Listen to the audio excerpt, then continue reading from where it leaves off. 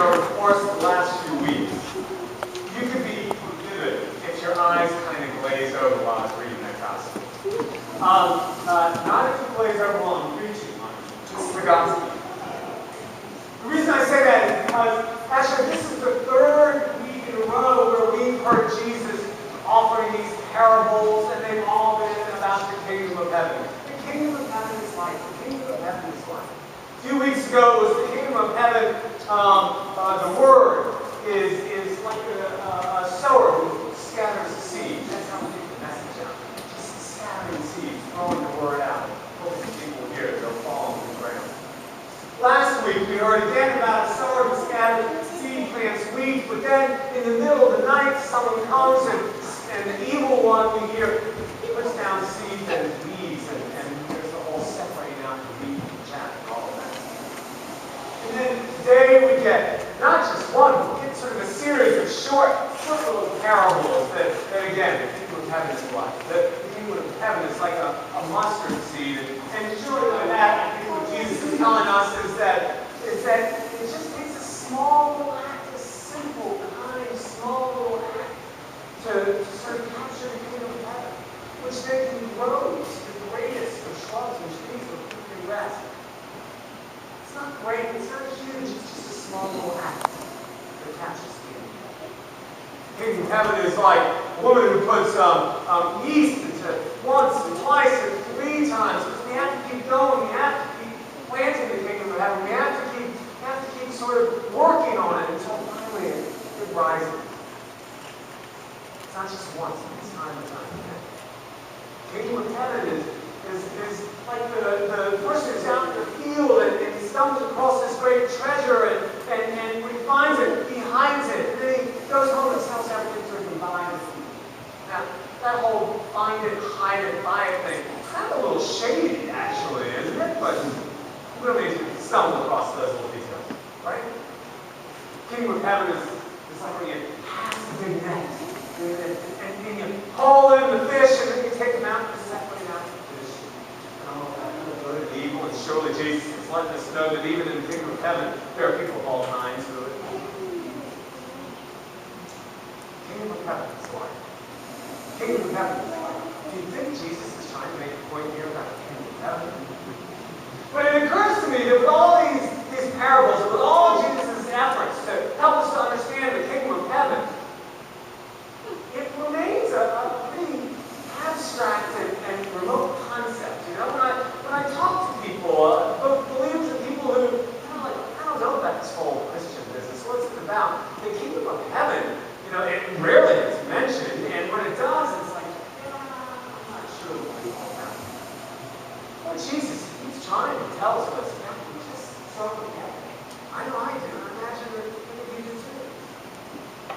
So let's see if we can make it a little more concrete, a little more tangible. I have to confess that I'm somewhat informed and shaped today by a conversation I've had with my 8th grade daughter who's got a summer science paper to write. And she has been instructed upon sort of how you build a paper and the 5 W's. Do you remember the 5 W's from elementary school? What are they? Do you remember? Right. Who, what, where, when, and why. Well, let's give the kingdom of heaven a little 5W treatment. Who? Who's in the kingdom of heaven? Everything that I believe about Jesus suggests to me that we are all the kingdom of heaven. That everyone is in the kingdom of heaven. That there is no one who's excluded, who's not invited to be a part of the kingdom of heaven. Jesus went and he brought in people from the margins. He sat with the aliens, with the sinners, with the tax collectors. He broke bread with them.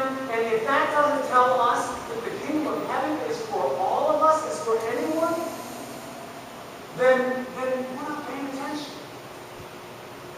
Sometimes we like to sort of decide, well, who's in and who's out. And I've got to tell you, I believe that everyone is invited to be in the kingdom of heaven. Now, maybe the Episcopalians have a special place there. No, just kidding. We are all invited. Who's in? We're all.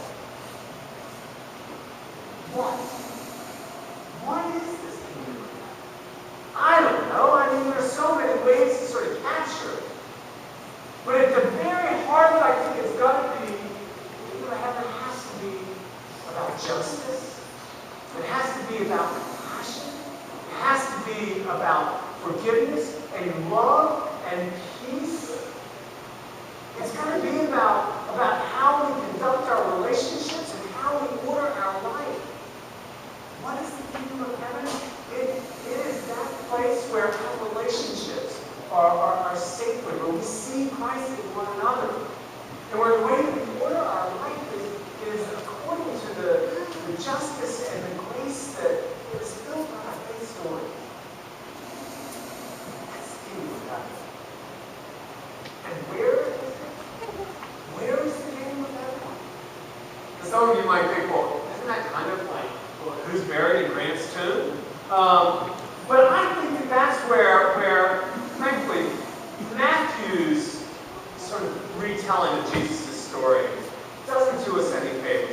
So in Matthew, the Gospel of Matthew, Jesus refers to the kingdom as the kingdom of heaven. In the other Gospels, Jesus refers to it as the kingdom of God. And I think what's sort of problematic when we hear the kingdom of heaven is that it makes it sound like, well, then that's the kingdom, that's a domain that's somewhere out there, up there, or whatever, in heaven. And I think the kingdom is right here, right underneath our feet. I mean, Jesus does say, both in Matthew and a bunch of other Gospels, the kingdom has come near. I think that when we imagine the kingdom of heaven as something distant, we miss out on its joys, and frankly, we let ourselves off the hook about being part of it. Where is the kingdom of heaven? It is here. It's in this sacred space, but it's outside these doors. It's on Main Street. It's in the East Greenwich Hotel. It's in Rhode Island.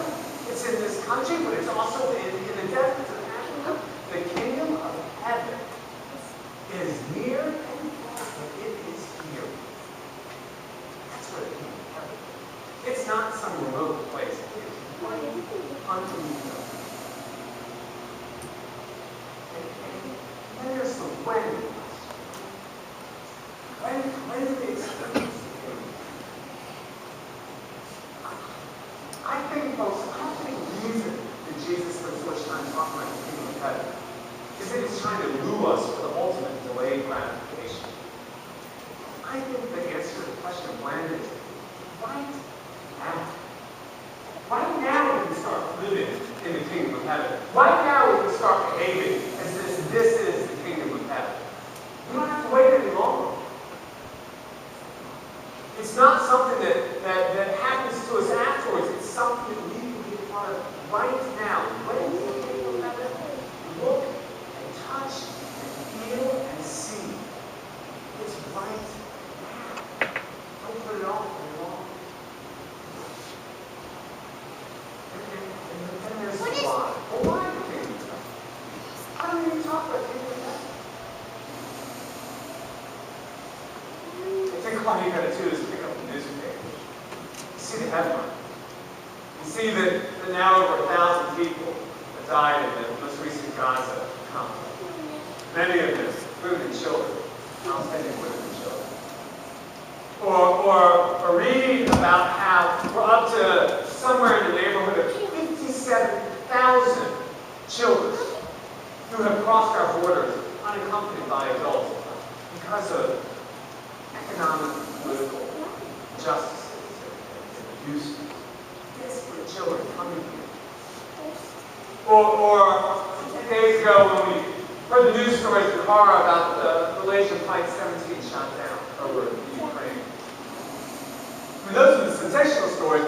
Frankly, we don't need to go to the sensational stories to think about the economic injustices, the economic disparity that's here in our country, and other economic injustices that lead to food deprivation and water deprivation and diseases that can be treated and that aren't. Why do we need the kingdom of heaven? Because without it, we are lost. If we don't believe in it, if we can't touch it, we don't believe it, it's under our feet, then these headlines will win the day. We need the kingdom of heaven so that we can say that God is stronger than evil, that good can can overcome bad and violence. We need the kingdom of heaven to say, there's a new way of being. So I don't know, those are the 5 W's. Maybe they tell us a thing or two about the kingdom of heaven. Hopefully they're a little bit sort of easier to understand. And the kingdom of heaven is like a parable. And then actually, if you remember your high school English class, you might remember that there were 5 W's, but there were 6 questions. Does anyone remember what the 6th question was? Exactly. You all are good. How? And that can be taken in a few different directions, I guess. So, how is the kingdom of heaven born? Or, how is the kingdom of heaven made real? I think the answer is the former. Has everything to do with God. The answer is the latter. Has everything to do with you. Diane and I this week were watching one of my most favorite movies, Shawshank Redemption. You know that movie? Tim Robbins, Morgan Freeman takes place in the Maine State Prison. And there's so many great scenes, but there's this one exchange between Robbins and Freeman. They're in the prison yard, and Robbins says, well, it's easy. I mean, the choice is simple. You either got to get busy living or get busy dying. I think if Jesus were here, he'd say much the same about the kingdom of heaven.